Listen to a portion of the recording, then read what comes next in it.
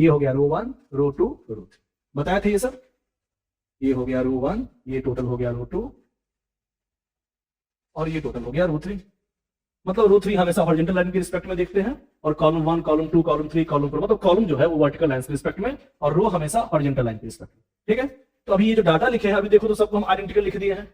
तो अभी हम लिखेंगे बारी बारी से। इसके एलिमेंट का नाम कैसे हम लोग रिप्रेजेंट करते हैं लास्ट क्लास में भी बताए थे। इसको हम रिप्रेजेंट करेंगे ए, और यहां पे उसका रैंक लिखेंगे। रैंक का मतलब पहले नंबर ऑफ रो लिखना है, उसके बाद नंबर ऑफ कॉलम लिखना है। यहां लिखेंगे 1 1 1 1, क्यों? ये रो 1 में है और कॉलम 1 में है। यहां 1 2, क्योंकि रो का रैंकिंग पहले लिखाएगा। ये किस रो में है? देखो रो 1 में है तो 1 लिखाया है, और कॉलम 2 में है तो 2 लिखाया है, 1 2।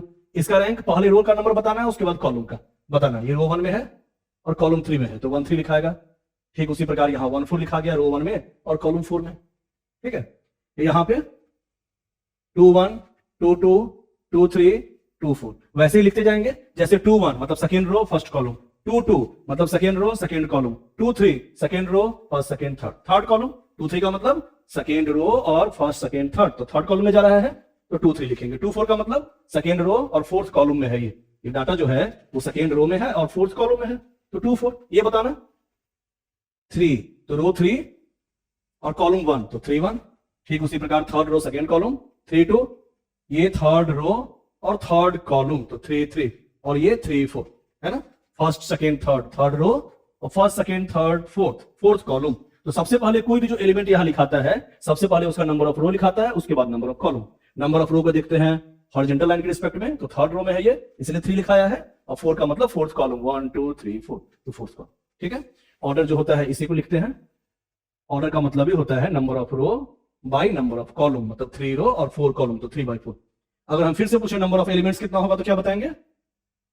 नंबर ऑफ एलिमेंट्स अगर पूछ दिया कोई, इस मैट्रिक्स फॉर्म में कितना ऐसा एलिमेंट है जो टोटल को अगर काउंट किया जाए तो कितना ऐसा एलिमेंट है, तो नंबर ऑफ एलिमेंट्स कितना होगा उसका, तो नंबर ऑफ एलिमेंट्स हो जाएगा जो ऑर्डर है उसको मल्टीप्लाई करके लिख देना है 12। काउंट कर लो 4 4 8 4 12, टोटल नंबर ऑफ एलिमेंट्स कितना है 12, तो नंबर ऑफ एलिमेंट्स 12 लिख दिया है। ठीक है, तो ये सब तो हम लोग देख लिए थे, थोड़ा सा रिवाइज करवा दिए हैं। आगे बढ़ते हैं, ध्यान देना। जैसे ये मैट्रिक्स फॉर्म तो हम लोग जान गए, अब यहां पे हम लोग को पढ़ना है स्क्वायर मैट्रिक्स।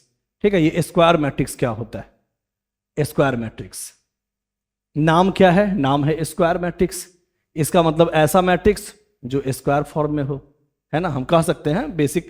तो स्क्वायर फॉर्म का मतलब हो गया यहां नंबर ऑफ रो और नंबर ऑफ कॉलम्स बराबर होना चाहिए। ठीक है, जैसे यहां पे लिखा भी हुआ है, देख लो। वैसे यहां पे पहले A M by N matrix, ये ऑर्डर उसका लिखा हुआ है। Number of row number of columns ये होता है, एम हो गया नंबर ऑफ रो और एन हो गया नंबर ऑफ कॉलम्स। तो A M by N matrix having equal number of row and column, जिसमें नंबर ऑफ रो और नंबर ऑफ कॉलम्स बराबर हो। जैसे देखो यहां पे रिप्रेजेंट किया गया है 2 बाई 2 का मैट्रिक्स, 2 रो है और 2 ही कॉलम है, तो इसका ऑर्डर 2 बाई 2 आया। और जब भी स्क्वायर मैट्रिक्स होता है ना तो 2 बाई 2 के जगह पे डायरेक्ट हम 2 भी लिख सकते हैं, क्योंकि 2 ऑर्डर का मतलब ही हो गया 2 बाई 2, 3 ऑर्डर का मतलब ही हो गया 3 बाई 3।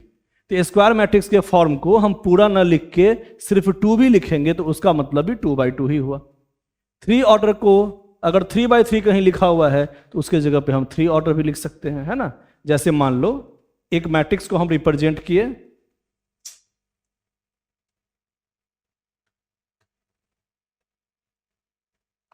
इसमें कितना रो है? 3 रो, 1 2 3, 3 लाइन है हॉरिजॉन्टल लाइन तो 3, और 3 वर्टिकल लाइंस 1 2 3, तो 3 कॉलम हो गया। 3 रो 3 कॉलम। जब भी number of row number of column से बराबर हो उसको हम लोग कहेंगे स्क्वायर मैट्रिक्स। ठीक है, तो इसमें m बाई एन अगर हम ऑर्डर लिखते हैं, सिंपल फॉर्म में हम ऑर्डर को रिप्रेजेंट करते हैं m बाई एन से। ये नंबर ऑफ रो हो गया, नंबर ऑफ कॉलम्स हो गया। तो जब भी number of row number of column से बराबर होगा तो हम लोग कहेंगे उसको स्क्वायर मैट्रिक्स। यही फॉर्म यहां पे लिखा हुआ है, A M by N matrix having equal number of row and column, मतलब m इक्वल टू n। जब भी number of row number of column से बराबर होगा उसको कहेंगे स्क्वायर मैट्रिक्स। समझ में आ गया, है ना। तो इसी को हम शॉर्टकट में इसका ऑर्डर 3 भी कह सकते थे, 3 बाई 3 को 3 भी कह सकते थे, जैसे 2 बाई 2 को 2 कहे हैं। मतलब स्क्वायर मैट्रिक्स को सिंगल फॉर्म में भी रिप्रेजेंट कर सकते हैं। 3 बाई 3 को हम 3 भी लिख सकते हैं, 3 ऑर्डर का मतलब ही हो गया 3 बाई 3। 4 बाई 4 को 4 लिख सकते हैं, लेकिन 5 बाई 4 को कुछ नहीं लिख सकते हैं, 5 बाई 4 ही लिखेंगे। 2 बाई 3 को 2 बाई 3 ही रहने देंगे, जहां पे दोनों आइडेंटिकल होगा मतलब स्क्वायर मैट्रिक्स फॉर्म होगा, वहीं पे इसके जगह पे ओनली एक ही फॉर्म से रिप्रेजेंट कर सकते हैं। समझ में आ गया होगा बढ़िया से, है ना। तो एक एक पॉइंट हम बताएंगे, पहले ही बताए हैं, बस अच्छे से समझना है, एक एक चीज जो भी समझा रहे हैं उसको बढ़िया से समझना है। Next, horizontal matrix. अब तुम ही लोग बताओ हॉरिजेंटल का मतलब क्या होता है। हॉरिजेंटल का मतलब ये हो गया हॉरिजेंटल लाइंस कह सकते हैं ना, और ये हो गया वर्टिकल लाइंस, है ना। दो लिखो, 2 लाइन बनाओ या 3 लाइन बनाओ। अभी हम एग्जाम्पल बता रहे हैं, ध्यान देना। तो हॉरिजेंटल मैट्रिक्स लिखा हुआ है, इसका मतलब ऐसा मैट्रिक्स जो देखने में हॉरिजेंटल डायरेक्शन में दिखाई दे, मतलब इस टाइप का दिखाई दे, लंबा लंबी इस टाइप से, हॉरिजेंटल टाइप से दिखाई दे। अच्छा, हॉरिजेंटल टाइप से कब दिखाई देगा, याद करने का हम तरीका बता रहे हैं। अगर याद नहीं रहेगा ना एग्जाम में, तो इसको अगर समझ लोगे तुम खुद समझ सकते हो कि number of row number of column में क्या रिलेशन है। ध्यान देना, जैसे यहां हॉरिजेंटल मैट्रिक्स है, हम एग्जाम्पल से समझाते हैं दोबारा। 1 2 3 4 5 6 7 8 9 10। अब ये जो मैट्रिक्स फॉर्म है देखो तो ये कैसे दिख रहा है, हॉरिजेंटल टाइप से दिख रहा है कि वर्टिकल टाइप से दिख रहा है। हॉरिजेंटल टाइप से दिख रहा है। तो जब भी हॉरिजेंटल टाइप से दिखाई दे, मतलब हॉरिजेंटल के पैरेलल दिखाई दे, है ना, तो उसको हम लोग कहते हैं हॉरिजेंटल मैट्रिक्स। इसका मतलब इसमें ध्यान से देखो, नंबर ऑफ रो कितना है, नंबर ऑफ कॉलम कितना है, 2 रो है 2, और कॉलम कितना है 1 2 3 4 5 कॉलम्स। तो नंबर ऑफ रो 2 है, हॉरिजेंटल लाइन के रिस्पेक्ट में 2 लाइंस, इसको हम लोग कहते हैं नंबर ऑफ रो। और वर्टिकल लाइंस के रिस्पेक्ट में कितना है लाइन, 1 2 3 4 5। तो यहां 5 कॉलम हो गया और 2 रो हो गया। यहां ध्यान से देखो तो नंबर ऑफ रो कम है और नंबर ऑफ कॉलम ज्यादा है, ठीक है। तो ऐसे फॉर्म में हॉरिजेंटल मैट्रिक्स का मतलब ही होता है if number of row is less than number of column, है ना। m का मतलब नंबर ऑफ रो हम लोग रिप्रेजेंट करते आए हैं, और n का मतलब नंबर ऑफ कॉलम। तो जब भी नंबर ऑफ रो, है ना, number of row is less than number of column, तो वो दिखेगा हॉरिजेंटल मैट्रिक्स जैसा, मतलब हॉरिजेंटल मैट्रिक्स उसी को कहेंगे हम लोग, ठीक है। तो हॉरिजेंटल मैट्रिक्स का मतलब जिसका डाटा हॉरिजेंटल के रिस्पेक्ट में लेंथ टाइप से दिखाई दे, है ना। ये हो गया इसका ब्रेड्थ, इसका हो गया लेंथ। हम कह सकते हैं रेक्टेंगल का लेंथ हॉरिजेंटल के रिस्पेक्ट में है ना। तो जो लंबा दिखाई दे, समझो ना, हॉरिजेंटल के रिस्पेक्ट में लंबा दिखाई दे, उसी के पैरेलल में, हॉरिजेंटल के पैरेलल में दिखाई दे, है ना। तो ये हो गया हॉरिजेंटल मैट्रिक्स। इसमें इसका मतलब हम कंडीशन कैसे याद रखेंगे, इसमें नंबर ऑफ रो कम होता है, नंबर ऑफ कॉलम ज्यादा होता है, बस इतना ही है हॉरिजेंटल मैट्रिक्स। आगे देखते हैं वर्टिकल मैट्रिक्स। ऐसा मैट्रिक्स जो वर्टिकली दिखाई दे, मतलब जो हॉरिजेंटल पे वर्टिकल दिखाई दे, परपेंडिकुलर दिखाई दे, है ना, मतलब इस टाइप का कुछ। जैसे चलो यही एग्जांपल दिखाते हैं, 1 2 3 4 5 6, चलो यही एग्जांपल ले लिए। इसमें देखो तो नंबर ऑफ रो कितना है, नंबर ऑफ रो है सर 3, 1 2 3, और नंबर ऑफ कॉलम्स कितना है 1 2 कॉलम। तो ये वर्टिकल क्यों दिखाई दे रहा है, देखो इसका लेंथ है ना यहां पे इस टाइप का दिखाई दे रहा है, मतलब ये वर्टिकली परपेंडिकुलर दिखाई दे रहा है, मतलब इसका लेंथ वर्टिकली दिखाई दे रहा है। तो जब भी लेंथ वर्टिकली दिखाई देगा तो वर्टिकल मैट्रिक्स, जब भी लेंथ हॉरिजेंटली दिखाई देगा हॉरिजेंटल मैट्रिक्स। हॉरिजेंटल मैट्रिक्स में नंबर ऑफ रो कम होता है, नंबर ऑफ कॉलम से ज्यादा होता है, और वर्टिकल मैट्रिक्स में नंबर ऑफ रो ज्यादा होता है, नंबर ऑफ रो ज्यादा होगा, और नंबर ऑफ कॉलम्स है ना कम होगा। नंबर ऑफ रो ज्यादा होना चाहिए, देखो यहां ज्यादा है 3 रो, तो नंबर ऑफ रो ज्यादा है, और 2 कॉलम तो नंबर ऑफ कॉलम यहां कम है ना। तो जब भी नंबर ऑफ रो ज्यादा होगा, नंबर ऑफ कॉलम कम होगा, तो उसका जो लेंथ वाला पार्ट होगा, ये जो रेक्टेंगल अगर बनाएंगे, मान लो इसका रेक्टेंगल बनाए, तो रेक्टेंगल में जो लेंथ होगा वो वर्टिकली दिखाई देगा, इसीलिए इसका नाम पड़ जाता है वर्टिकल मैट्रिक्स। और हॉरिजेंटल वाले में उसका जो लेंथ होगा वो हॉरिजेंटल के रिस्पेक्ट में दिखाई देगा, हॉरिजेंटल के पैरेलल दिखाई देगा, इसका मतलब वो हो गया हॉरिजेंटल मैट्रिक्स। तो याद हो गया होगा हॉरिजेंटल मैट्रिक्स का मतलब जिसमें नंबर ऑफ रो कम हो, नंबर ऑफ कॉलम्स ज्यादा हो, ऐसे याद रखना है, यहां लिखा हुआ है ना। और वर्टिकल मैट्रिक्स जिसमें नंबर ऑफ रो ज्यादा हो और नंबर ऑफ कॉलम्स कम हो। ठीक है, समझ में आ गया? आगे बढ़ते हैं। रो मैट्रिक्स या रो वेक्टर है ना, बहुत जगह इसको रो मैट्रिक्स या रो वेक्टर भी कहते हैं, तो इसको याद रखना। रो मैट्रिक्स का मतलब जिसमें सिंगल रो हो उसी को कहते हैं रो मैट्रिक्स, बात खत्म। कॉलम कितना भी हो सकता है ना। रो मैट्रिक्स का मतलब जिसमें सिंगल रो हो, नंबर ऑफ रो 1 हो, और कॉलम्स कितना भी हो सकता है, 1 2 3 4, नंबर ऑफ कॉलम्स कितना भी हो सकता है। ठीक है, एग्जाम्पल यहां दिया हुआ है, देख लो। नंबर ऑफ रो 1 है और नंबर ऑफ कॉलम 3 है, 1 रो है और 3 कॉलम है ना। तो ये हो गया रो मैट्रिक्स, जिसमें एक ही रो हो, कॉलम कितना भी हो सकता है, ध्यान देना, कॉलम 1 भी हो सकता है, 2 भी हो सकता है, 3 भी हो सकता है, 4 भी हो सकता है, लेकिन रो मैट्रिक्स का मतलब सिंगल रो एक ही होना चाहिए, नंबर ऑफ रो 1 ही होना चाहिए। ठीक है, आगे बढ़ते हैं। अब इसी प्रकार यहां है कॉलम मैट्रिक्स या कॉलम वेक्टर, जिसमें सिंगल कॉलम हो, सिंगल कॉलम, ए मैट्रिक्स हैविंग ओनली 1 कॉलम, एक ही कॉलम हो, रो कितना भी हो सकता है, रो 1 भी हो सकता है, 2 भी हो सकता है, 3 भी हो सकता है, 4 भी हो सकता है, कुछ भी हो सकता है। तो मन में एक तुम लोग को डाउट आ रहा होगा कि सर जरा ये बताइए तो ये कौन सा मैट्रिक्स है। मन में ये डाउट आ रहा होगा, ये कौन सा मैट्रिक्स है, इसमें तो आप एक ही डाटा लिखे हैं, इसमें तो एक ही रो है और एक ही कॉलम है ना, सिंगल रो सिंगल कॉलम, एक रो एक कॉलम। तो ये रो मैट्रिक्स कहलाएगा कि कॉलम मैट्रिक्स कहलाएगा? ध्यान देना, ये रो मैट्रिक्स भी कहलाएगा, रो मैट्रिक्स और कॉलम मैट्रिक्स। क्योंकि रो मैट्रिक्स का मतलब हम बताए हैं जिसमें सिंगल रो हो, कॉलम कितना भी हो सकता है, और कॉलम मैट्रिक्स का मतलब बताया है जिसमें सिंगल कॉलम हो, रो कितना भी हो सकता है। तो रो मैट्रिक्स का मतलब सिंगल रो, तो इसमें सिंगल रो भी है, और कॉलम मैट्रिक्स का मतलब जिसमें सिंगल कॉलम हो, सिंगल कॉलम भी है। इसका मतलब 1 by 1 का जो मैट्रिक्स बनाए हैं उसको हम रो मैट्रिक्स भी कह सकते हैं, कॉलम मैट्रिक्स भी कह सकते हैं। और पूछते हैं जरा बताना, और इसको हम स्क्वायर मैट्रिक्स भी कह सकते हैं, इसको हम स्क्वायर मैट्रिक्स भी कह सकते हैं, क्योंकि number of row number of column जब भी बराबर होता है उसको स्क्वायर मैट्रिक्स भी कहते हैं। अच्छा, एक और पूछे, जरा बताना, ये जो कॉलम मैट्रिक्स है, क्या इस कॉलम मैट्रिक्स को और कुछ कह सकते हैं क्या?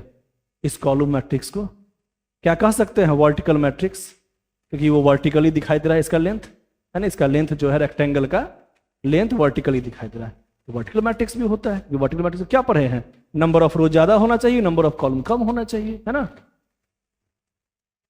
वर्टिकल मैट्रिक्स देखो, नंबर ऑफ रो ज्यादा होना चाहिए, नंबर ऑफ कॉलम कम होना चाहिए, उसी को हम लोग कहते हैं वर्टिकल मैट्रिक्स, है ना। हॉरिजॉन्टल मैट्रिक्स जिसमें नंबर ऑफ कॉलम ज्यादा होना चाहिए और नंबर ऑफ रो कम होना चाहिए, मतलब जिसका लेंथ, जिस रेक्टेंगल का लेंथ, हम अगर इसको मान लो रेक्टेंगल बनाते हैं, तो इस रेक्टेंगल का लेंथ, इसका जो लेंथ है वो हॉरिजॉन्टल के रिस्पेक्ट में है, हॉरिजॉन्टल के पैरेलल है, इसका मतलब इसका नाम हॉरिजॉन्टल मैट्रिक्स।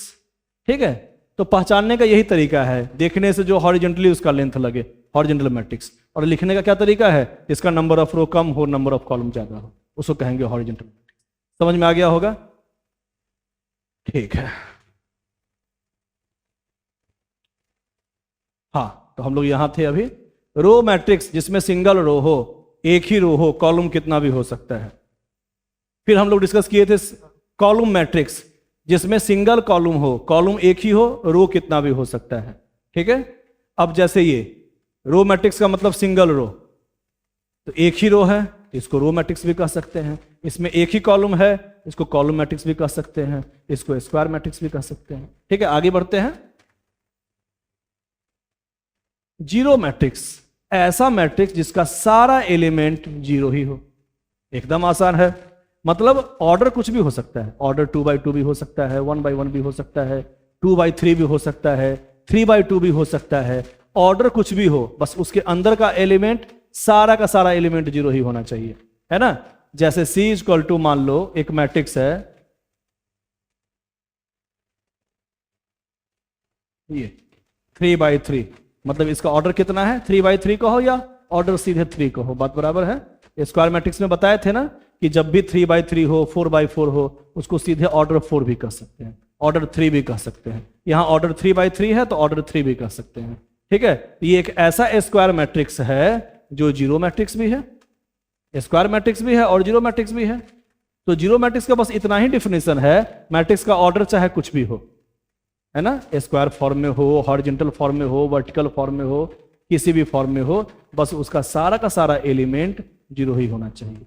उसको बाय डिफॉल्ट हम लोग जीरो मैट्रिक्स को ओ से भी रिप्रेजेंट करते हैं। ओ का मतलब जीरो फॉर्म, समझो ना, जीरो फॉर्म। तो जब भी जीरो मैट्रिक्स होगा उसका सारा एलिमेंट जीरो होगा, ऑर्डर कुछ भी हो सकता है, और उसको हम लोग ओ से रिप्रेजेंट करते हैं। जीरो मैट्रिक्स डिनोटेड बाय ओ। अब ओ भी कहो या जीरो भी कहो, बहुत जगह जीरो कहता है, जीरो मल्टीप्लाई एनीथिंग जीरो ही माना जाता है, वो सब आगे हम लोग देखेंगे। ठीक है, बस अभी याद रखना है कि जीरो मैट्रिक्स का मतलब जिसका सारा एलिमेंट जीरो हो, ऑर्डर कुछ भी हो सकता है, उसको हम लोग जीरो से रिप्रेजेंट करते हैं, या ओ भी कह सकते हैं कि ओ से रिप्रेजेंट करते हैं। ठीक है, आगे बढ़ते हैं। हाँ, representation of diagonals of A matrix. जब किसी हम मैट्रिक्स फॉर्म को बनाते हैं, खासकर स्क्वायर मैट्रिक्स फॉर्म को, सिर्फ ये स्क्वायर मैट्रिक्स में ही हम लोग डायगोनल्स को रिप्रेजेंट कर सकते हैं। ठीक है, यहां क्या लिखे हैं, representation of diagonal of A matrix, मतलब एक मैट्रिक्स के डायगोनल को हम लोग कैसे रिप्रेजेंट करते हैं, कैसे दिखाते हैं। तो यहां लिखा हुआ है diagonal of A matrix is only valid for a square matrix. ऐसा मैट्रिक्स जो स्क्वायर फॉर्म में हो, उसी के डायगोनल को हम लोग रिप्रेजेंट कर सकते हैं। तो डायगोनल तो हम लोग कहेंगे, मान लो अगर मान लो कोई स्क्वायर है, तो स्क्वायर का डायगोनल कितने टाइप से रिप्रेजेंट कर सकते हैं, दो टाइप से, डायगोनल 1, डायगोनल 2।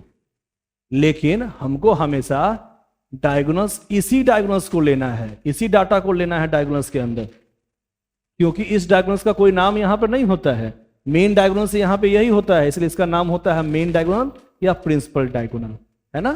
तो जब भी कहेगा कि डायगोनल ऑफ ए मैट्रिक्स, मतलब मैट्रिक्स का डायगोनल को पहचानो, कौन सा डायगोनल मैट्रिक्स का है, तो ये वाला ही मेन डायगोनल होगा, इसका कोई फॉर्म नहीं बनता है, तो इसी डायगोनल्स का नाम होता है प्रिंसिपल डायगोनल या मेन डायगोनल। मतलब ये कोई डिफिनेशन नहीं है, ये कोई मैट्रिक्स का नाम नहीं है, बस मैट्रिक्स का डायगोनल क्या होता है ये जानना हम लोग को सिखलाया गया है ना। ये जो मैट्रिक्स फॉर्म है वो हमेशा स्क्वायर फॉर्म में रहेगा, तभी उसका डायगोनल को रिप्रेजेंट कर सकते हैं, इस बात को याद रखना है। कभी भी मैट्रिक्स स्क्वायर फॉर्म में रहेगा, मतलब स्क्वायर मैट्रिक्स रहेगा, उसी के डायगोनल को रिप्रेजेंट कर सकते हैं, और डायगोनल हमेशा यही लेना है, इधर वाला नहीं लेना है। इसका मतलब हम ये भी कह सकते हैं ना, डायगोनल्स का जब भी एलिमेंट होता है उसका number of row number of column बराबर होता है। देखो यहाँ 1 1 लिखा हुआ है, मतलब ये फर्स्ट रो और फर्स्ट कॉलम का एलिमेंट है, ये 2 2 है, सेकेंड रो सेकेंड कॉलम का एलिमेंट है, 3 3 है, मतलब थर्ड रो और थर्ड कॉलम का एलिमेंट। तो मेन डायगोनल्स का जो भी एलिमेंट होता है उसमें number of row number of columns बराबर होता है। जो भी एलिमेंट का हम पोजीशन देखेंगे तो उसका नंबर ऑफ रो और नंबर ऑफ कॉलम बराबर होगा, है ना। फिर से देखते हैं, फिर से हम बता रहे हैं, दोबारा समझो, ध्यान देना है। जैसे मान लो हम लिख दिए 1 2 3 4 5 6 7 8 9 10 11 12 13 14 15 16, ठीक है, ये एक हम मैट्रिक्स फॉर्म लिख दिए। अब इस मैट्रिक्स फॉर्म में जरा बताना कि नंबर ऑफ रो कितना है, नंबर ऑफ कॉलम कितना है। तो सर 4 रो है, हॉरिजॉन्टल लाइन के रिस्पेक्ट में कितना है डाटा, 1 लाइन 2 लाइन 3 और 4, 4 लाइन है सर, तो 4 रो हो गया और 4 कॉलम हो गया, 1 2 3 4। वर्टिकल लाइन के रिस्पेक्ट में जितना भी डाटा होता है उस लाइन को हम लोग कॉलम कहते हैं, column 1 column 2 column 3 column 4, 4 by 4, है ना। इसमें एक चीज याद रखना, हम अगर पूछेंगे ये जो डाटा है यही डाटा है ना diagonal of A matrix, matrix का डायगोनल कौन सा है, ये वाला डायगोनल है कि ये वाला, तो हम बताए हैं ना कि हमेशा इधर वाला ही लेते हैं डायगोनल्स, इसी को हम लोग कहते हैं प्रिंसिपल डायगोनल या मेन डायगोनल, है ना। इसका अब रैंक देखो, ये किस रैंक पे है, रो 1 कॉलम 1, ये रो 2 और कॉलम भी सेकेंड कॉलम ही है, ये रो 3 फर्स्ट सेकेंड थर्ड और कॉलम भी 3 है, फर्स्ट सेकेंड थर्ड, तो रो 3 कॉलम 3, रो 4 कॉलम 4, है ना। तो जो भी डाटा का यहाँ एलिमेंट, जो भी एलिमेंट का यहाँ रैंकिंग लिखते हैं उसमें number of row number of column बराबर होना चाहिए, तो अपने तुमको समझ में आएगा कि यही तुम्हारा जो मैट्रिक्स का डायगोनल है यही मेन डायगोनल है, क्योंकि इधर वाले डायगोनल में देखो तो सारे एलिमेंट का number of row number of column बराबर है क्या, नहीं है, यहाँ तो 1 3 लिखा हुआ है, ये तो फर्स्ट रो और थर्ड कॉलम का डाटा है। तो डायगोनल्स एलिमेंट का याद रखना, डायगोनल्स का जो एलिमेंट होता है उसमें number of row number of column हमेशा बराबर होता है। हर एलिमेंट का, डायगोनल्स के हर एलिमेंट का number of row number of column बराबर होता है। यहां पे जैसे इसी का रैंक क्या है 4 4, फोर्थ रो फोर्थ कॉलम, इसका 3 3 थर्ड रो और थर्ड कॉलम, इसका 2 2 क्योंकि सेकेंड रो में है और सेकेंड कॉलम, 1 1 फर्स्ट रो में है फर्स्ट कॉलम। समझ में आ गया? तो डायगोनल्स प्रिंसिपल डायगोनल का जो भी एलिमेंट होता है उसमें i is equal to j होता है, number of row number of column बराबर होता है। ठीक है, number of row number of columns बराबर होता है। हाँ, इसी के नाम पे पड़ गया एक डायगोनल मैट्रिक्स। तो ध्यान देना, इस दोनों में अंतर है, ये कोई डिफिनेशन नहीं है, ये बस पहचानने का तरीका बताया हुआ है कि मैट्रिक्स में कौन सा डायगोनल एलिमेंट कहलाता है, मतलब मेन डायगोनल का फॉर्म कहलाता है। तो मेन डायगोनल हमेशा स्क्वायर मैट्रिक्स में ही रिप्रेजेंट कर सकते हैं, और उसमें भी 1 1 2 2 3 3 4 4 5 5 जितना भी डाटा रहेगा मेन डायगोनल्स का, उसका number of row number of column बराबर होना चाहिए। बराबर तो इसी का होगा, इसका तो होगा नहीं, इसलिए मेन डायगोनल्स फॉर्म इसी को कहते हैं। अब आगे हम लोग को पढ़ना है डायगोनल मैट्रिक्स, मतलब उस मैट्रिक्स का ही नाम है डायगोनल मैट्रिक्स। तो जब भी कहेगा यहां है डायगोनल ऑफ ए मैट्रिक्स, मतलब मैट्रिक्स का डायगोनल क्या होता है ये बताया गया है, लेकिन यहां मैट्रिक्स का नाम ही है डायगोनल मैट्रिक्स। इसका डेफिनेशन याद रखना, डायगोनल मैट्रिक्स का मतलब ऐसा मैट्रिक्स, मतलब ऐसा स्क्वायर मैट्रिक्स, क्योंकि मैट्रिक्स का डायगोनल तभी हम निकाल सकते हैं जब वो स्क्वायर फॉर्म में, मतलब ए स्क्वायर मैट्रिक्स हैविंग, ध्यान देना, a square matrix having all elements not occurring along principal diagonal equal to 0। क्या मतलब इसका हुआ? ऐसा स्क्वायर मैट्रिक्स जिसका डायगोनल्स एलिमेंट के अलावा जो भी एलिमेंट होगा उसका वैल्यू 0 होगा। A square matrix having all elements not occurring along principal diagonal equal to 0। जो प्रिंसिपल डायगोनल के अकॉर्डिंग नहीं आ रहा है वो सारे एलिमेंट का वैल्यू क्या होगा? 0 होगा। ठीक है, इसमें भी देख लो, इसके अलावा जो भी एलिमेंट है सब 0 है, इसके अलावा जो भी एलिमेंट है सारा 0 है। डायगोनल्स जो प्रिंसिपल डायगोनल है उसके अलावा जो भी एलिमेंट है सब अगर 0 है तो उसी को हम लोग कहते हैं डायगोनल मैट्रिक्स। लेकिन डायगोनल मैट्रिक्स तभी बन पाएगा जब स्क्वायर फॉर्म में हो, मतलब डायगोनल मैट्रिक्स तभी वैलिड है जब वो स्क्वायर मैट्रिक्स हो। स्क्वायर मैट्रिक्स का मतलब number of row number of column बराबर होना चाहिए। ठीक है, और उसका प्रिंसिपल डायगोनल क्या कहलाएगा? प्रिंसिपल डायगोनल यही कहलाएगा, प्रिंसिपल डायगोनल। इधर वाला नहीं कहलाएगा, ये प्रिंसिपल डायगोनल का। तो प्रिंसिपल डायगोनल के अलावा सारा एलिमेंट 0। तो बहुत बच्चा यहाँ ये कंफ्यूज कर रहा होगा कि सर यहाँ जो प्रिंसिपल डायगोनल है उसके एलिमेंट का वैल्यू क्या होना चाहिए? ध्यान देना, हम क्या बोल रहे हैं, बच्चा यहाँ पे कंफ्यूज करेगा कि यहाँ जो डायगोनल है उसके अलावा सारा एलिमेंट तो सर आप बता दिए कि 0 होना चाहिए, लेकिन डायगोनल्स का एलिमेंट क्या होना चाहिए? वो कुछ भी हो सकता है।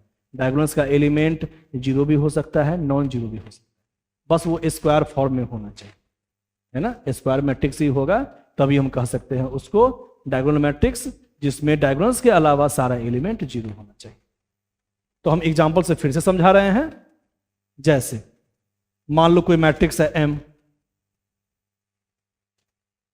1 0 0 0 0 2 0 0 0 0 0 0 और 0 0 0 0। देखो तो ये है क्या डायगोनल मैट्रिक्स? तो सबसे पहले डायगोनल मैट्रिक्स तभी हो सकता है जब वो एक स्क्वायर मैट्रिक्स हो। तो 4x4 का ही मैट्रिक्स है, नंबर ऑफ रो भी 4 है और नंबर ऑफ कॉलम भी 4 है। दूसरा क्या होना चाहिए? डायगोनल्स के एलिमेंट के अलावा सारा एलिमेंट 0 होना चाहिए। डायगोनल्स के एलिमेंट के अलावा सारा एलिमेंट 0 है, इसका मतलब ये डायगोनल मैट्रिक्स ही है।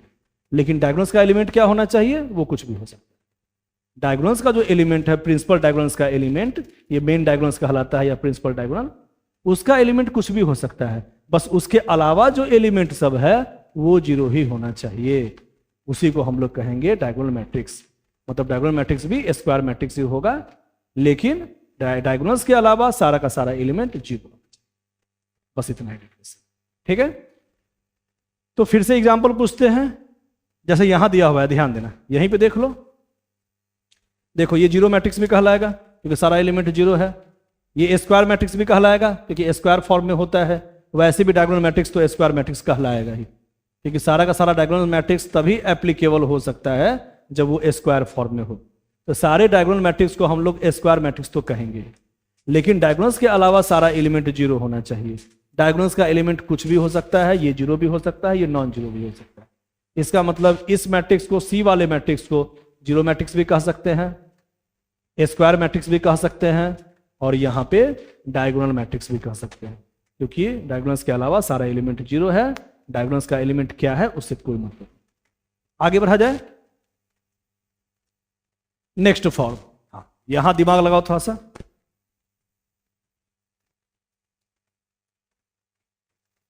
स्केलर मैट्रिक्स मतलब ऐसा डायगोनल मैट्रिक्स है ना। स्केलर मैट्रिक्स का मतलब ऐसा डायगोनल मैट्रिक्स, ठीक है, ऐसा डायगोनल मैट्रिक्स। डायगोनल मैट्रिक्स, अब डायगोनल मैट्रिक्स होगा तो स्क्वायर मैट्रिक्स तो होगा ही, मतलब स्क्वायर मैट्रिक्स को हम लोग डायगोनल मैट्रिक्स भी कह सकते हैं, स्क्वायर मैट्रिक्स भी कह सकते हैं। तो इसमें स्पेशल चीज क्या है? इसमें स्पेशल चीज यही है कि डायगोनल मैट्रिक्स तो है ही, लेकिन डायगोनल्स का जो एलिमेंट है वो इक्वल होना चाहिए, सेम होना चाहिए, आइडेंटिकल होना चाहिए, है ना। डायगोनल्स का जो भी एलिमेंट है वो सेम टू सेम होना चाहिए, ठीक है। तीनों का तीनों, यहाँ तीन है, तीनों एलिमेंट सेम है, देख लो 2 2 2। मतलब ये भी तुम डायगोनल मैट्रिक्स, ये भी हम कह सकते हैं कि ये डायगोनल मैट्रिक्स ही है, लेकिन डायगोनल में मैट्रिक्स के अलावा इसमें क्या क्या प्रॉपर्टी है? डायगोनल मैट्रिक्स के अलावा स्पेशल चीज इसमें यही है कि डायगोनल्स का एलिमेंट सेम होना चाहिए और बाकी सारा एलिमेंट तो जीरो होगा ही, क्योंकि डायगोनल मैट्रिक्स है। अगर ये डायगोनल मैट्रिक्स है तो डायगोनल्स के अलावा सारा एलिमेंट तो जीरो होगा ही, क्योंकि वो हम पढ़ चुके हैं डायगोनल मैट्रिक्स में। लेकिन स्क्वायर मैट्रिक्स इसलिए कहलाता है क्योंकि ये ऐसा डायगोनल मैट्रिक्स है जिसके डायगोनल्स का एलिमेंट इक्वल होना चाहिए, है ना। तो यहाँ 2 2 2 है, तो ये हो गया डायगोनल मैट्रिक्स, ठीक। उसी प्रकार यहाँ बी देखो, बी इक्वल टू, ये जीरो मैट्रिक्स है, इसको हम लोग जीरो मैट्रिक्स भी कह सकते हैं। स्क्वायर मैट्रिक्स तो कहेंगे ही, स्क्वायर फॉर्म में है। डायगोनल मैट्रिक्स तो कहेंगे ही, क्योंकि डायगोनल्स के अलावा सारा एलिमेंट जीरो है। और इसको हम लोग स्क्वायर मैट्रिक्स भी इसलिए कहेंगे क्योंकि स्क्वायर मैट्रिक्स का मतलब होता है ऐसा डायगोनल मैट्रिक्स जिसमें डायगोनल्स के अलावा सारा एलिमेंट तो जीरो होगा ही, लेकिन डायगोनल्स का जो एलिमेंट है वो इक्वल होना चाहिए। मेन जो डायगोनल्स का एलिमेंट है वो इक्वल होना चाहिए। इक्वल में कुछ भी हो सकता है, 0 0 0 भी हो सकता है, 2 2 2 भी हो सकता है, 1 1 1 भी हो सकता है। बस यही मतलब, सिंपल भाषा में, ऐसा डायगोनल मैट्रिक्स जिसके डायगोनल्स का एलिमेंट, प्रिंसिपल डायगोनल्स का एलिमेंट इक्वल हो, वही लिखा हुआ है। A diagonal matrix if all elements along the principal diagonal are equal. तो प्रिंसिपल डायगोनल्स के अकॉर्डिंग जो भी एलिमेंट है सब इक्वल है, ठीक है। और उसके अलावा सारा एलिमेंट जीरो है, जीरो तो होगा ही क्योंकि डायगोनल मैट्रिक्स है, पहले ही कह रहा है। तो सर ये सब समझ में आ गया, सर ये नहीं समझ में आ रहा है क्या क्या लिख दिया है। ये तो एलिमेंट का रिप्रेजेंटेशन होता है। जैसे मान लो, ये थ्योरी भी समझना जरूरी है कि लिखता कैसे है बुक में, चाहे कभी कभी क्वेश्चन दे देता है। तो इसका मतलब हम तो बताए थे ना, मान लो हम 3 by 3 का एक स्क्वायर मैट्रिक्स बनाते हैं, तो यहां लिखेंगे A11 A12 A13, क्योंकि ये फर्स्ट रो है, फर्स्ट कॉलम है, first row second column, first row third column, A21 A22 A23, A31 A32 A33, ठीक है। अब जैसे हम तुमसे पूछेंगे यहाँ क्यों लिखे हैं 21, क्योंकि ये सेकेंड रो में है, फर्स्ट कॉलम में है। 22 का मतलब सेकेंड रो सेकेंड कॉलम, 23 का मतलब सेकेंड रो और थर्ड कॉलम। ये सब एलिमेंट का रैंक लिखा हुआ है। 31 का मतलब third row first column, 32 third row 1 2 3 और सेकेंड कॉलम 1 2, 33 का मतलब थर्ड रो और थर्ड कॉलम, है ना। एलिमेंट का रैंक सब लिखा हुआ है। तो इसको हम लोग तो AIJ, सिंपल भाषा में इसको AIJ से भी रिप्रेजेंट करते हैं। AIJ का मतलब ही हो गया A11 A12 A13, जो भी कंडीशन है, इसको शॉर्टकट में हम लोग ऐसे लिख सकते हैं। तो इसी में क्या लिख दिया है यहां पे, ध्यान देना। AIJ is equal to K if I is equal to J, और if I is not equal to J then 0। तो I is equal to J किस में होता है पहले ये बताओ। I is equal to J, मतलब number of row number of column किस में बराबर होता है? किस एलिमेंट में ए आई जे लिखा हुआ है और आई और जे बराबर है? आई और जे बराबर है A11, A22 और A33। इसका आई और J number of row number of column बराबर है।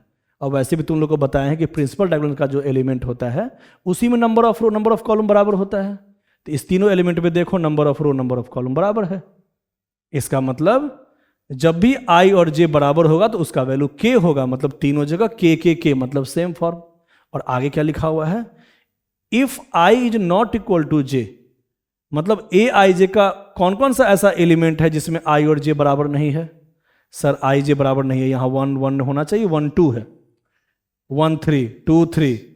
तो इसके अलावा डायगोनल्स के अलावा जो भी एलिमेंट लिखा हुआ है उसमें number of row number of column बराबर नहीं है, तो ए आई जे का वैल्यू क्या हो जाएगा? 0। जब भी आई इज नॉट इक्वल टू जे होगा तो वो सब का वैल्यू 0 हो जाएगा। इसी फॉर्म को थ्योरेटिकल फॉर्म में लिख के रिप्रेजेंट किया गया है। तो ये भी पहचानने जानना चाहिए, इसको भी पहचानने आना चाहिए कि हम लोग इसको कैसे पहचानते हैं, है ना? कैसे पहचानते हैं? ऐसा एलिमेंट जिसमें आई जे बराबर 9 हो उसका वैल्यू 0, तो आई जे बराबर इसमें नहीं है, number of row number of column बराबर नहीं है, तो उसका वैल्यू सब 0 हो गया। और ऐसा एलिमेंट जिसमें आई बराबर जे हो, मतलब number of row number of column बराबर हो, तब वहां पे हम के लिखते हैं। के का मतलब सेम फॉर्म, के। तो यहां सेम फॉर्म होता है, बाकी सब 0 होता है। मतलब इसी को रिप्रेजेंट करने का ये तरीका दिया हुआ।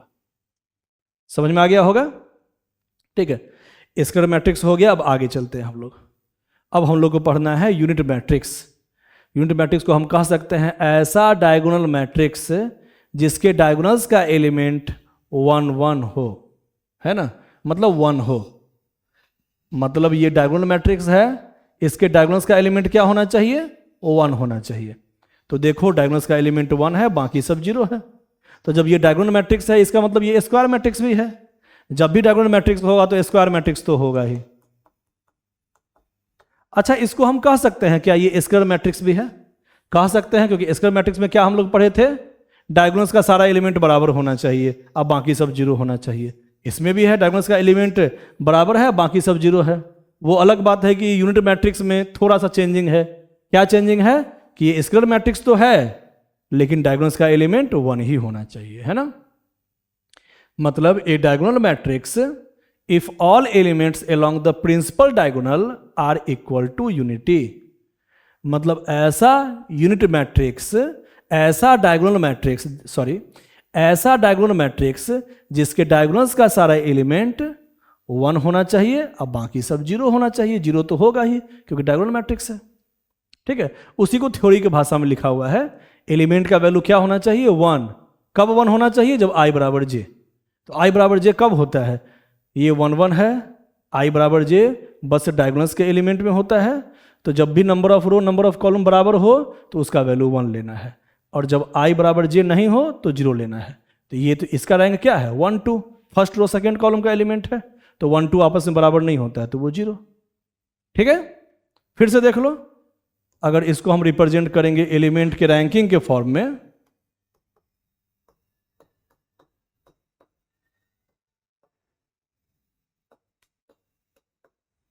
रैंक लिख दिए हैं सबका, number of row number of column लिख दिए हैं। 3 1 का मतलब third row first column, 3 2 third row second column, लिख दिए सबका रैंकिंग। अब ये क्या कह रहा है थ्योरी? दोबारा देखो, जब भी आई जे बराबर हो तो 1 वैल्यू होना चाहिए। अब इसमें कौन सा एलिमेंट में आई और जे बराबर है? इस तीनों में आई और जे बराबर है, 1 1 2 2 3 3, तो इसका वैल्यू 1 होना चाहिए। और जब भी आई जे के बराबर नहीं हो तो वैल्यू 0 होना चाहिए एलिमेंट का। देख लो, आई और जे बराबर नहीं है, 3 1 बराबर नहीं होता है, 3 2 बराबर नहीं होता है, तो बाकी सब 0 हो गया। ठीक है, तो इसको हम लोग रिप्रेजेंट करते हैं आई से भी। आइडेंटिटी मैट्रिक्स को हम लोग रिप्रेजेंट करते हैं आई से। अब I2 लिखा हुआ है, इसका मतलब ऑर्डर है 2 by 2 का। I3 लिखा हुआ है, ऑर्डर है 3 by 3 का। स्क्वायर मैट्रिक्स तो होगा ही क्योंकि डायगोनल मैट्रिक्स है, और डायगोनल मैट्रिक्स है और स्केलर मैट्रिक्स भी है, स्क्वायर मैट्रिक्स भी है ना? स्केलर मैट्रिक्स इसलिए हम कह सकते हैं क्योंकि डायगोनल्स का एलिमेंट बराबर है ना? तो डायगोनल्स का एलिमेंट बराबर होने के बाद अगर 1 ही है तो उसी को हम लोग कहते हैं यूनिट मैट्रिक्स। आगे बढ़ा जाए, next form lower triangular matrix. ऐसा मैट्रिक्स, ध्यान देना, लोअर ट्रायंगुलर मैट्रिक्स मतलब ऐसा मैट्रिक्स जिसमें डायगोनल्स के अपर पार्ट 0 हो, उसको कहते हैं लोअर ट्रायंगुलर मैट्रिक्स। और अपर ट्रायंगुलर मैट्रिक्स जिसका लोअर पार्ट 0 हो। उल्टा हो जाता है, ध्यान देना हम क्या बोल रहे हैं, ध्यान से सुनना। लोअर ट्रायंगुलर मैट्रिक्स का मतलब ऐसा मैट्रिक्स जिसके डायगोनल्स का अपर पार्ट 0 हो, अपर एलिमेंट सारा 0 हो, और नीचे कुछ भी हो सकता है, वो 0 भी हो सकता है, नॉन 0 भी हो सकता है। बस यही याद रखना है कि लोअर ट्रायंगुलर मैट्रिक्स का मतलब ऐसा मैट्रिक्स फॉर्म, और दूसरी बात ये मैट्रिक्स फॉर्म स्क्वायर मैट्रिक्स ही होगा यहां पे भी, क्योंकि डायगोनल्स का चर्चा जब भी होगा वो स्क्वायर मैट्रिक्स भी होना जरूरी है। तो लोअर मैट्रिक्स का मतलब ऐसा मैट्रिक्स जिसमें, अभी याद करवा रहे हैं फिर फॉर्म बताएंगे, लोअर ट्रायंगुलर मैट्रिक्स ऐसा स्क्वायर मैट्रिक्स जिसके डायगोनल्स का अपर एलिमेंट सब 0 हो। तो हम कह सकते हैं ना, पहले इसका हम फिर से पोजीशन लिखेंगे, ध्यान देना, A11, A12, A13, A21, A22, A23, A31, A32, A33। हम इसका रैंक लिख दिए हैं, फर्स्ट रो फर्स्ट कॉलम, ये है फर्स्ट रो सेकेंड कॉलम, ये है फर्स्ट रो थर्ड कॉलम, ये है थर्ड रो तो 3 लिखे हैं, और कॉलम 1 है तो 1 लिखे हैं। पहले नंबर ऑफ रो लिखाता है, उसके बाद नंबर ऑफ कॉलम लिखाता है। बार बार एक ही बात रिपीट कर रहे हैं ताकि अच्छे से समझ में आ जाए, तो ध्यान देना। अब इसमें कह रहा है कि ये सब का वैल्यू 0 हो जाना चाहिए, क्योंकि लोअर ट्रायंगुलर मैट्रिक्स का मतलब हम लोग क्या पढ़े हैं, डायगोनल्स का अपर वाला जो एलिमेंट है वो सब 0 होना चाहिए, और नीचे वाला कुछ भी हो सकता है, उससे मतलब नहीं है। बस डायगोनल्स का अपर पार्ट 0 तो लोअर मैट्रिक्स, और लोअर पार्ट अगर 0 हो जाएगा तो अपर मैट्रिक्स आगे पढ़ाएंगे। तो इसमें एक चीज देख रहे हो, ये तीनों एलिमेंट में नंबर ऑफ रो कम है, नंबर ऑफ कॉलम ज्यादा है। तो हम कह सकते हैं ना, जब भी नंबर ऑफ रो कम हो, नंबर ऑफ कॉलम ज्यादा हो, उस एलिमेंट का वैल्यू 0 होता है। थ्योरी के भाषा में कह सकते हैं ना कि एलिमेंट का वैल्यू 0 होगा कब, जब i is less then j, मतलब पहला वाला कम हो गया और दूसरा वाला ज्यादा हो गया, मतलब नंबर ऑफ रो कम हो गया, नंबर ऑफ कॉलम ज्यादा हो गया। तो जब भी number of row number of column से कम हो तो उस एलिमेंट का वैल्यू 0 होता है। ये थ्योरी में लिखते हैं ऐसे, ठीक है। तो हम ये भी जानेंगे तो काम चल जाएगा, अपने देख लेंगे कि अच्छा इसका वैल्यू 0 आ रहा है तो इसमें नंबर ऑफ रो कम होना चाहिए, देख लेंगे, देख के हम समझ सकते हैं। ठीक उसी प्रकार यहां देखो, upper triangular matrix. Upper triangular matrix का मतलब ऐसा मैट्रिक्स जिसका लोअर पार्ट 0 हो। बताए थे ना, डायगोनल्स के नीचे वाला पार्ट, डायगोनल्स के अलावा जो नीचे वाला जो भी एलिमेंट है सबका वैल्यू 0 होना चाहिए। और ऊपर वाला क्या होगा, ऊपर वाला 0 भी हो सकता है और 0 के अलावा दूसरा भी हो सकता है, उससे मतलब नहीं है। बस ये याद रखना है कि अपर ट्रायंगुलर मैट्रिक्स का मतलब डायगोनल्स का लोअर पार्ट 0, मतलब डायगोनल्स के नीचे वाला पार्ट में जो भी एलिमेंट है उसका वैल्यू 0 होना चाहिए। समझ में आ गया है ना। लोअर ट्रायंगुलर मैट्रिक्स का मतलब ऐसा स्क्वायर मैट्रिक्स, ये सब स्क्वायर मैट्रिक्स फॉर्म है, ये सब याद रखना। जो भी एक एक पॉइंट सब लिखवा रहे हैं उसको याद रखना, क्योंकि एक एक पॉइंट हम डिस्कस कर रहे हैं, है ना। तो अपर ट्रायंगुलर मैट्रिक्स का मतलब होता है ऐसा स्क्वायर मैट्रिक्स जिसके डायगोनल्स जो होता है, जो प्रिंसिपल डायगोनल होता है, उसका लोअर पार्ट अगर 0 हो, लोअर एलिमेंट सब 0 हो, उसी को कहते हैं अपर ट्रायंगुलर मैट्रिक्स। तो इसका पोजीशन देखो तो कौन कौन सा है, ये A11, A12, A13, ये हो गया A21। चलो लिख ही देते हैं, समझा देते हैं, फिर से वही फॉर्म समझाएंगे जो पीछे समझाए थे, उसी टाइप का फॉर्म इसमें भी है। अब ध्यान देना है, ये सब 0 है ना यहाँ पे, इसके डिफिनेशन में तो यही ना कह रहा है अपर ट्रायंगुलर मैट्रिक्स का मतलब जिसके डायगोनल्स का लोअर पार्ट 0 हो, ये तीनों 0 हो। तो इस तीनों में ध्यान से देखो तो रैंकिंग जो लिखे हैं उसमें नंबर ऑफ रो ज़्यादा है और नंबर ऑफ कॉलम कम है। तो जब भी नंबर ऑफ रो ज़्यादा हो और नंबर ऑफ कॉलम कम हो, उस एलिमेंट का वैल्यू 0 होना चाहिए, हम ये भी कह सकते हैं। तो ये सब एलिमेंट है AIJ वाला फॉर्म, जिसमें I ज़्यादा है और J कम हो। जो भी एलिमेंट है उसको हम लोग AIJ से रिप्रेजेंट करते हैं। तो AIJ में देखो I का वैल्यू ज़्यादा है, J का वैल्यू कम है। जब भी I का वैल्यू ज़्यादा हो, J का वैल्यू कम हो, वो सब एलिमेंट का वैल्यू 0 होता है। अब बाकी सब कुछ भी हो सकता है, इसलिए बाकी कंडीशन नहीं लिखा हुआ है, ठीक है। यहाँ देखो, यहाँ नंबर ऑफ रो कम है, नंबर ऑफ कॉलम ज़्यादा है, तो इससे कोई मतलब नहीं है, वो कुछ भी हो सकता है, जीरो भी हो सकता है, नॉन जीरो भी हो सकता है। लेकिन डायगोनल्स के नीचे वाला जो भी एलिमेंट है वो सब जीरो ही होना चाहिए, क्योंकि उसमें नंबर ऑफ रो ज़्यादा है और नंबर ऑफ कॉलम कम है।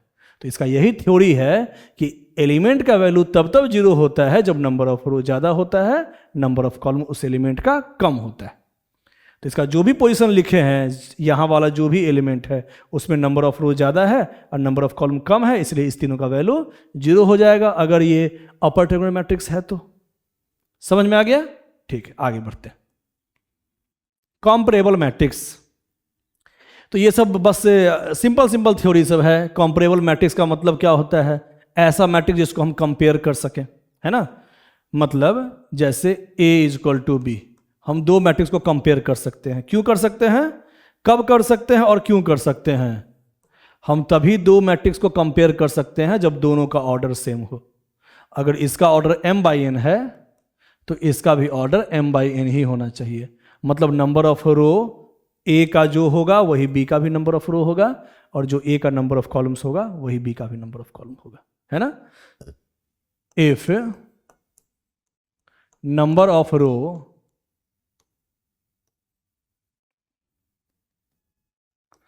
and number of column, number of rows and number of columns of any two matrix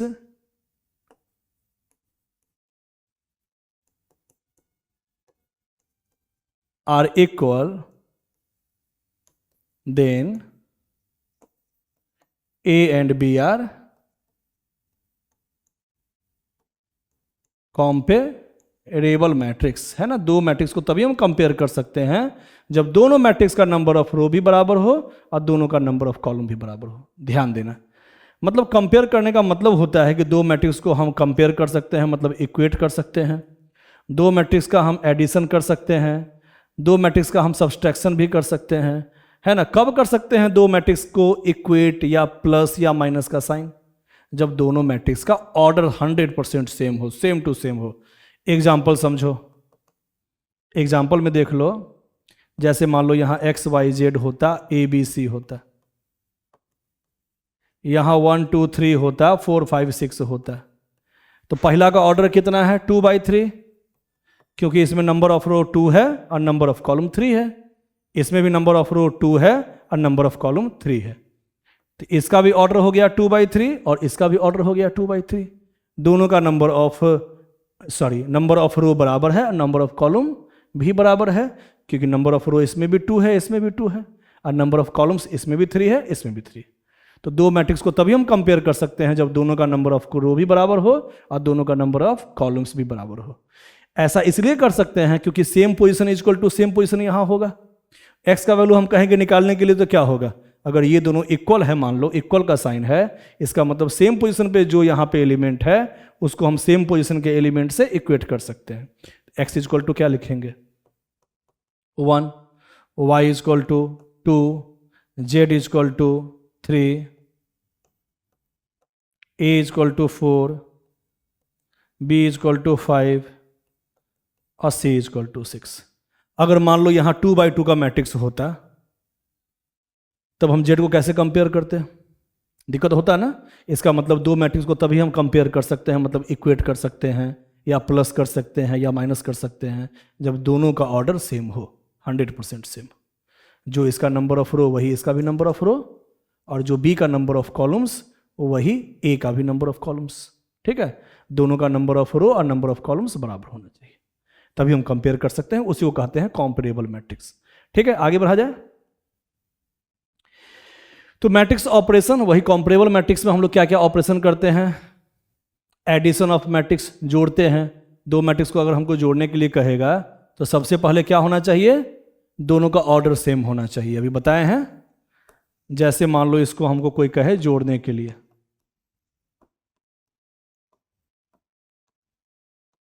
तो इसका सम बहुत ही आसान होता है ना। आगे हम लोग को और भी चैप्टर पढ़ना है, मैट्रिक्स के बाद हम लोग को पढ़ना है डिटर्मिनेंट। उसका एडिशन अलग टाइप का होता है, फॉर्म लगभग मैट्रिक्स वाला ही होता है, लेकिन प्रॉपर्टी टोटली अलग दिखता है, अलग होता है। तो वो तो आगे पढ़ाएंगे, लेकिन अभी इसको बेसिक समझ के ऐसा नहीं करना है कि सर ये तो बना ही देंगे, सिंपल सिंपल दिख रहा है, क्योंकि आगे वाला जब चैप्टर आएगा ना तुम्हारा डिटर्मिनेंट, तो वहाँ तुम कंफ्यूज करोगे कि इसमें क्या करना था, उसमें क्या करना था। तो जो भी एक एक पॉइंट सब बता रहे हैं उसको नोट करना है, अच्छे से याद रखना है, चाहे वो एकदम बेसिक दिख रहा हो, चाहे वो एकदम एडवांस दिख रहा हो, उससे मतलब नहीं है। जो भी बता रहे हैं एक एक पॉइंट सब याद रखना है, वो सब काम देगा। मैट्रिक्स जो चैप्टर है वो क्लास 12th के बोर्ड एग्जामिनेशन के लिए या कंपटीशन के लिए बहुत इंपॉर्टेंट है। बहुत अधिक क्वेश्चन आता है इससे।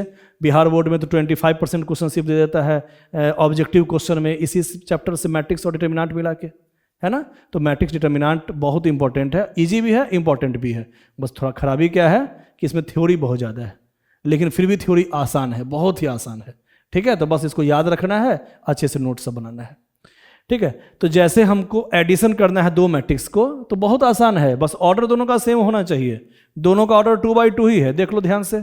दोनों का number of row number of column बराबर है, 2 रो है और 2 कॉलम है, दोनों में 2 रो है और 2 कॉलम, यहाँ भी 2 रो और 2 कॉलम। तो जब कहेगा इसको जोड़ने के लिए तो कैसे जोड़ेंगे, सेम पोजीशन को सीधे जोड़ते जाएंगे।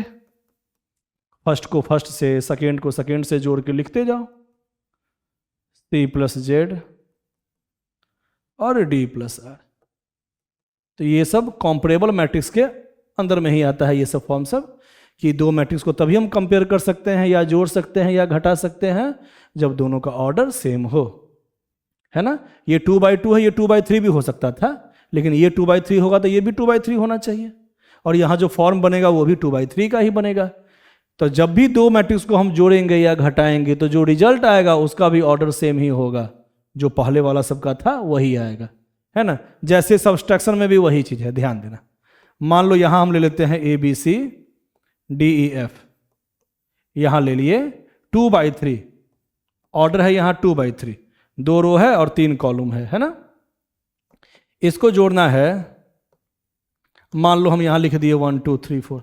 क्या इसको हम जोड़ सकते हैं दोनों को? नहीं जोड़ सकते हैं। क्यों नहीं जोड़ सकते हैं? क्योंकि इसका ऑर्डर अलग है, इसका ऑर्डर अलग है, इसका ऑर्डर 2x2 का हो गया, इसका मतलब हम नहीं जोड़ सकते हैं, ठीक है। तो यहां पे जो हम लिखेंगे तो इसका भी ऑर्डर सेम होना चाहिए। पहला मैट्रिक्स का ऑर्डर अगर 2x3 है तो सेकेंड का भी 2x3 ही होना चाहिए। दोनों का ऑर्डर सेम रहेगा तभी हम जोड़ सकते हैं या घटा सकते हैं।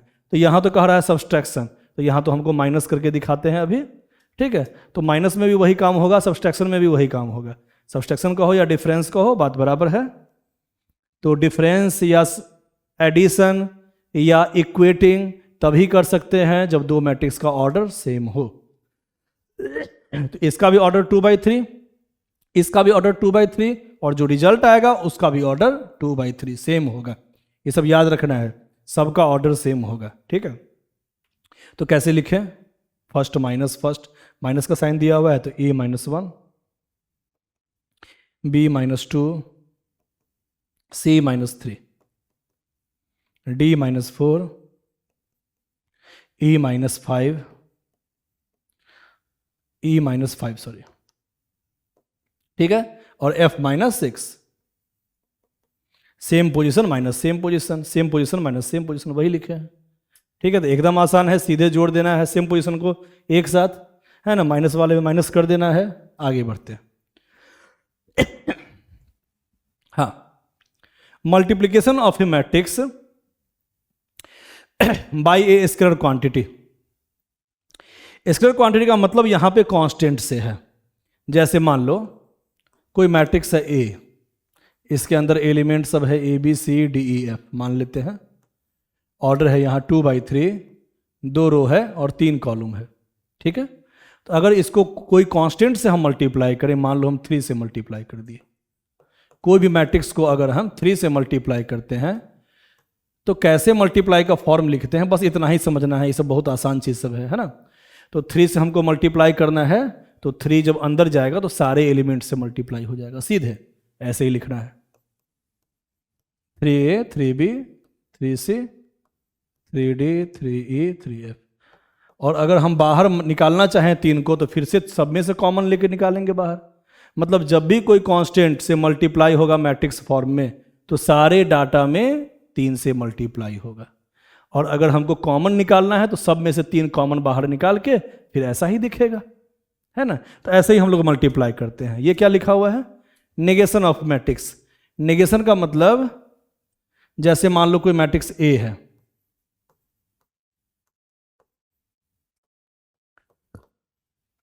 कोई तुमको कहे नेगेशन ऑफ ए निकालने के लिए, नेगेशन ऑफ मैट्रिक्स ए का मतलब सीधे हो गया माइनस से। नेगेशन ऑफ मैट्रिक्स ए का मतलब माइनस ए तुमको निकालना है, इसका मतलब -1 से मल्टीप्लाई करना है ए में। हम कह सकते हैं माइनस ए का मतलब -1 इंटू ए कितना है, A B C D E F.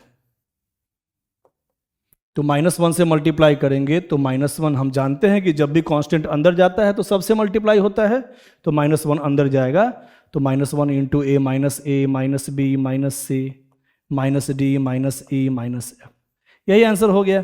तो नेगेशन ए का मतलब -a होता है, सीधे याद रखना है।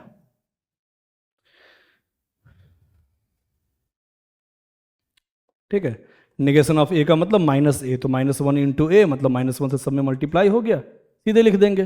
तो जब भी पूछेगा नेगेशन ऑफ ए निकालने के लिए तो -a कर देंगे, -1 से मल्टीप्लाई कर देंगे। आगे बढ़ते हैं,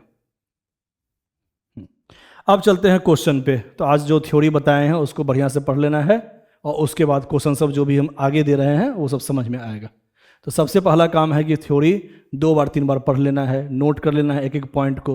ठीक है, क्या क्या बताए थे, जैसे डायगोनल मैट्रिक्स, स्क्वायर मैट्रिक्स होता है, जो भी हम लिखवाए हैं वो सब एक एक पॉइंट लिख लेना है। ठीक है, अब हम चलते हैं आगे। तो मान लो ये कि ये मैट्रिक्स फॉर्म है, ठीक है, दिया हुआ है।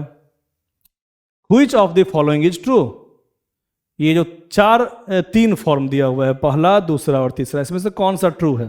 फर्स्ट क्या है, A is a diagonal matrix but not a square matrix. क्या ये सही बात है, ये क्या ट्रू है या फॉल्स है, पहले ये बताओ। ए इज ए डायगोनल मैट्रिक्स, क्या ये डायगोनल मैट्रिक्स है ए? हाँ सर, ये डायगोनल मैट्रिक्स है, क्योंकि डायगोनल्स के अलावा सारा एलिमेंट जब भी 0 होता है तो उसको कहते हैं डायगोनल मैट्रिक्स। स्क्वायर मैट्रिक्स भी होता है, वो तो स्क्वायर फॉर्म में है ही, 3×3 है। तो डायगोनल मैट्रिक्स का मतलब डायगोनल्स के अलावा सारा एलिमेंट 0 हो, सही है। But not a square matrix, ये भी सही लिखा हुआ है, ये स्क्वायर मैट्रिक्स नहीं है, क्योंकि स्क्वायर मैट्रिक्स क्या पढ़ाए हैं कि स्क्वायर मैट्रिक्स तब होता है जब डायगोनल मैट्रिक्स का सारा डायगोनल्स का एलिमेंट इक्वल हो। तो यहां डायगोनल्स का सारा एलिमेंट इक्वल नहीं है, इसका मतलब ये स्क्वायर मैट्रिक्स नहीं है। इसका मतलब ये भी लाइन सही लिखा हुआ है और ये भी लाइन सही लिखा हुआ है। तो फर्स्ट तो ट्रू हो गया, फर्स्ट सही हो गया। दूसरा देखो, तो A is square matrix, A square matrix सही है, तो गलत बात है ना, गलत है। ए स्क्वायर मैट्रिक्स नहीं है, क्योंकि स्क्वायर मैट्रिक्स में डायगोनल्स का सारा एलिमेंट इक्वल होना चाहिए, तो ये तो पहले ही कट गया। तीसरा, A is a diagonal matrix, सही बात है, डायगोनल मैट्रिक्स तो है, as well as square matrix, और ये स्क्वायर मैट्रिक्स भी है, ये तो गलत है। स्क्वायर मैट्रिक्स तो अभी जस्ट समझाए हैं कि स्क्वायर मैट्रिक्स ये नहीं है, क्योंकि सारा एलिमेंट बराबर नहीं है, तो इसका मतलब तीसरा हो गया गलत। ठीक है, ये डायगोनल मैट्रिक्स तो है, क्योंकि डायगोनल्स के अलावा सारा एलिमेंट 0 है, इसका मतलब ये डायगोनल मैट्रिक्स होता है। और स्क्वायर मैट्रिक्स नहीं है, क्यों नहीं है, क्योंकि स्क्वायर मैट्रिक्स में डायगोनल्स का सारा एलिमेंट बराबर होना चाहिए। ठीक है, इसलिए यहां तीसरा गलत हो गया। आगे बढ़ते हैं। 16, A is a row matrix as well as a column matrix, then order of A. A एक ऐसा मैट्रिक्स है जो रो मैट्रिक्स भी कहला रहा है और कॉलम मैट्रिक्स भी कहला रहा है। तो ए का ऑर्डर बताइए। ये तो हम एग्जाम्पल शुरू में ही बता दिए थे कि रो मैट्रिक्स का मतलब जिसमें सिंगल रो हो, सिंगल रो हो, और कॉलम मैट्रिक्स का मतलब जिसमें सिंगल कॉलम हो।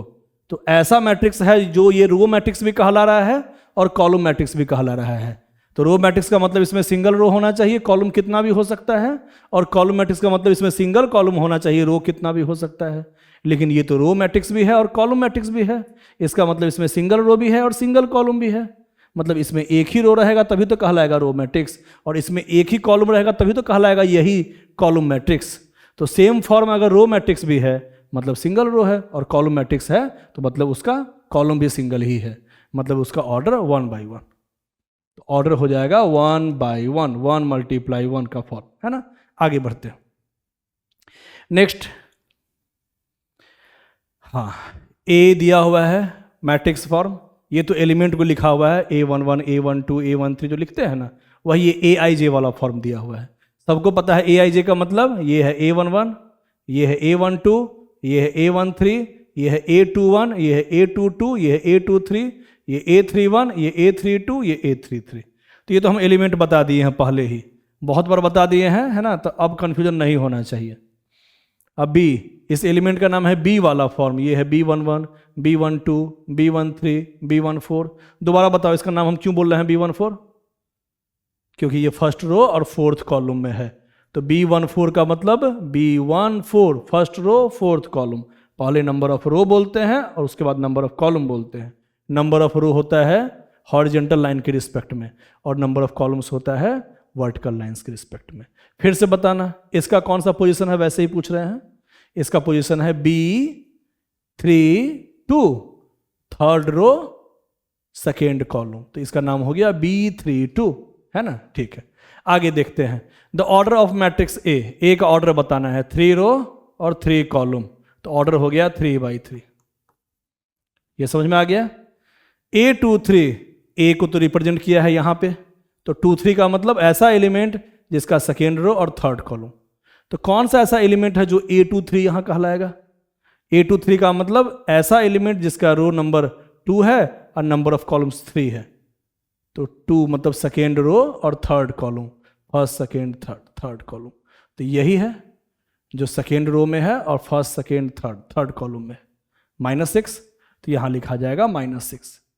ठीक उसी प्रकार इसका ही बताओ।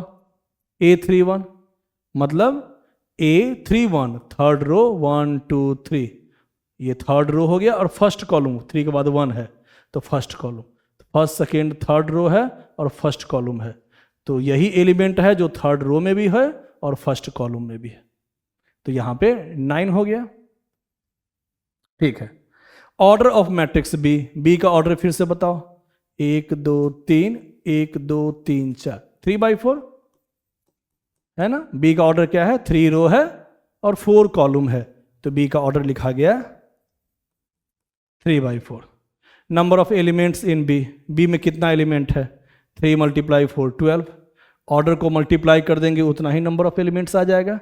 काउंट भी कर सकते हो, 1 2 3 4 5 6 7 8 9 10 11 12।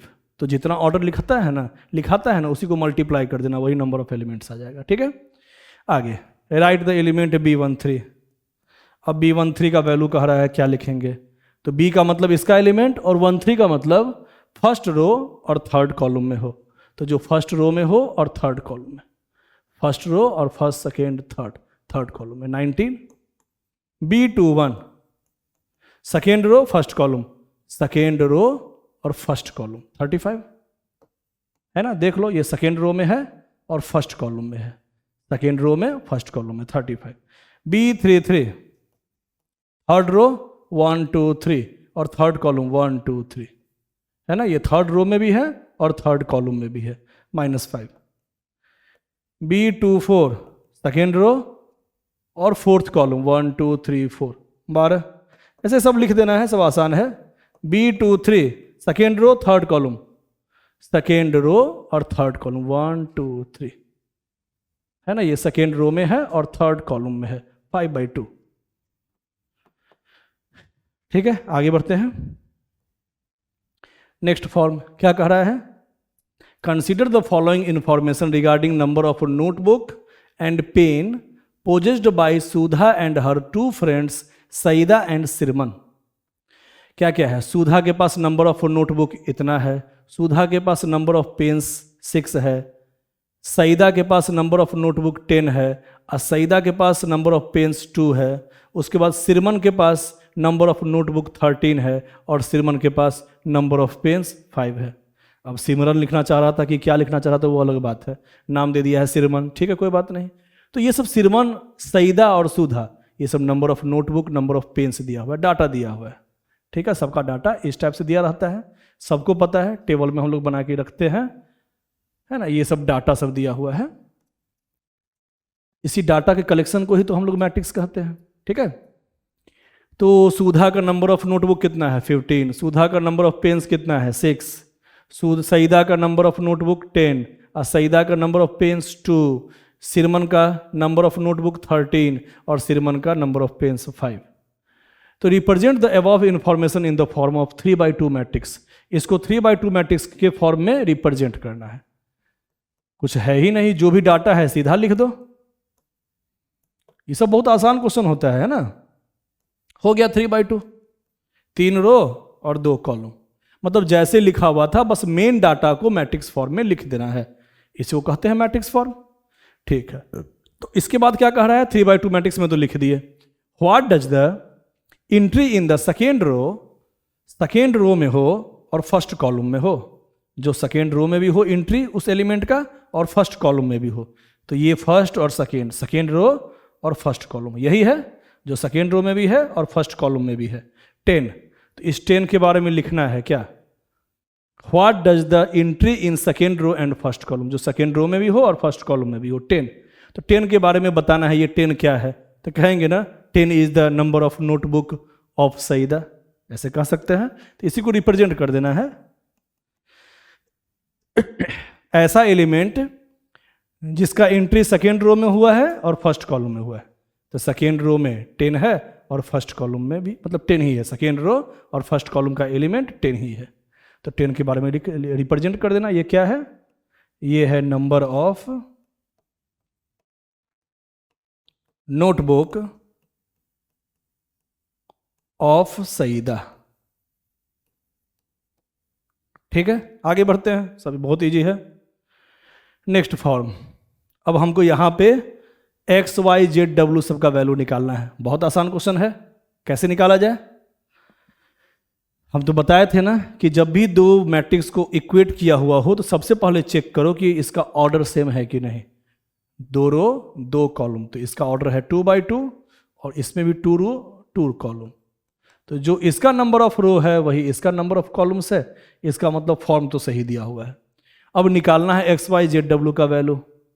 तो first element is equal to first element, second element is equal to second element, ये सब पहले लिख दो, बताए थे।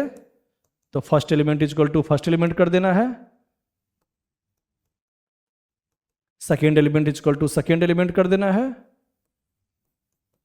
Third element is equal to third element और fourth element is equal to fourth element. अब इस 4 इक्वेशन से तुमको एक्स वाई जेड डब्ल्यू का वैल्यू निकालना है। तो एक काम करें, पहले इस दोनों को सॉल्व करें, क्योंकि इस दोनों में वेरिएबल का नाम सेम है, यहां भी एक्स वाई वेरिएबल, यहां भी एक्स वाई वेरिएबल। तो इस दोनों को सॉल्व करना अभी सबसे आसान पड़ेगा, क्योंकि यहां एक्स जेड है, यहां जेड डब्ल्यू है। तो पहले ये आराम से हो जाएगा क्योंकि दोनों में वेरिएबल सेम है। तो इसको पहले सॉल्व करके एक्स वाई का वैल्यू निकाल लो। करते हैं, लीनियर इक्वेशन है, माइनस का काम करेंगे तो minus Y minus minus plus Y कट गया, और x माइनस 2x हो गया minus X is equal to -1। तो x is equal to 1, x का वैल्यू निकल गया। तो y इज इक्वल टू कितना हो जाएगा, सेकेंड इक्वेशन से ही निकाल लो y का value, 2x minus Y is equal to 0। तो x is equal to 1 put करेंगे तो 1 मल्टीप्लाई 2 हो जाएगा, y is equal to 2। x का वैल्यू निकल गया, y का वैल्यू निकल गया। अब ये सब और आसानी से निकल जाएगा। ठीक है, अब फर्स्ट जो यहाँ फॉर्म था 2x plus Z is equal to 5, x is equal to कितना आया था 1, यहाँ 1 पुट कर दो, 2 multiply 1 2 plus Z is equal to 5, Z is equal to 5 minus 2 3। ठीक है, अब तुमको जेड भी निकल गया। फर्स्ट में क्या किया, x का वैल्यू पुट कर दिए 1, तो 2 उधर चला गया, 5 माइनस 2 जेड बराबर 3। अब निकालना है तुमको w, तो second equation 3z plus w is equal to 13। z का वैल्यू 3 पुट कर दो, 3 मल्टीप्लाई 3 9 इज इक्वल टू 13। तो w is equal to 13 minus 9 4। ठीक है, एकदम आसान था, बस सीधा इक्वेट कर देना है, और जो सेम टाइप का वेरिएबल है उसको पहले यहां पे चेंज करना है, पहले ही इसको सॉल्व करना है। अब इसको कैसे बनाएंगे, एक पहले घर से बना के आना, ये हम बताए हैं, कोशिश करना, नहीं बनेगा फिर हम अगली क्लास में बता देंगे। आज के लिए इतना ही, थैंक यू।